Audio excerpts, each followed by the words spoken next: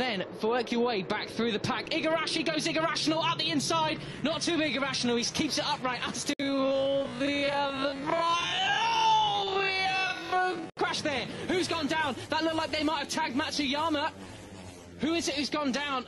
We Didn't can't see quite exactly see who it was, but it does look like Matsuyama then did manage to get through. I think that's his yellow helmet. Yep, so there's the number 11 just at the back of this group, and then a bit of a gulf. Who was it? I think it was Munandar. I think it was Munandar. I cannot see the number 4 anymore, and he's got a very distinctive helmet. I think we got a red flag. We got a red flag already.